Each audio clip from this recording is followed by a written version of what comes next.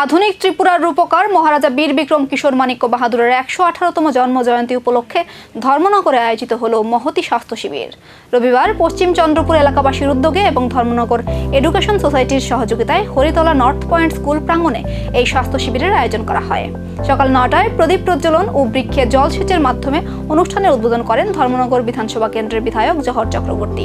প্রধান অতিথি হিসেবে উপস্থিত ছিলেন ত্রিপুরা মহিলা কমিশনের প্রাক্তন চেয়ারপারসন বর্ণালী গোস্বামী।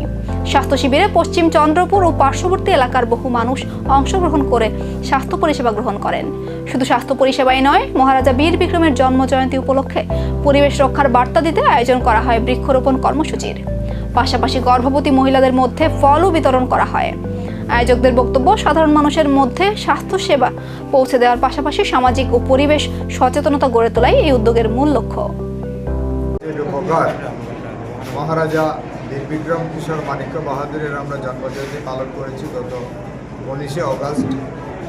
আজকে আমাদের চন্দ্রপুর পঞ্চায়েতে আমরা সেই মেগা স্বাস্থ্য শিবির ওনার জন্মদিন উপলক্ষে পশ্চিম চন্দ্রপুর এলাকার জনগণ, পঞ্চায়েত এবং আমাদের ধর্মনগরের একটা সুনামধন্য সোসাইটি ধর্মনগর এডুকেশন ন্যাশনাল সোসাইটির উদ্যোগে আজকে মেগা স্বাস্থ্য শিবির অনুষ্ঠিত হচ্ছে। এখানে গাইনো স্পেশালিস্ট রয়েছেন, মেডিসিন স্পেশালিস্ট রয়েছেন, ইএনটি স্পেশালিস্ট রয়েছেন। ওনাদের তত্ত্বাবধানে এখানে আপনারা দেখতে পাচ্ছেন এখানে বিশাল সংখ্যক মানুষ এখানে এসে উপস্থিত হয়েছেন এই মেগা স্বাস্থ্য শিবিরে। এবং আমরা প্রসূতি 8 জন মায়ের হাতে একটু ফল তুলে দেওয়া হয়েছে।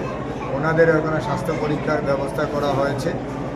বাকি সবাই এখানে স্বাস্থ্য পরীক্ষা করাবেন। আমরা চাইছি আমাদের রাজ্যের রূপকারের যে চিন্তাধারা ছিল জাতি জনজাতির মধ্যে যে সম্পর্ক স্থাপন করা এবং ত্রিপুরাকে উন্নত বৈভবশালী ত্রিপুরায় পরিণত করা, ওনার যে প্রয়াস সবার ঘরে স্বাস্থ্য, সবার ঘরে সমস্ত সুযোগ পৌঁছে দেওয়ার ওনার যে প্রয়াস ছিল।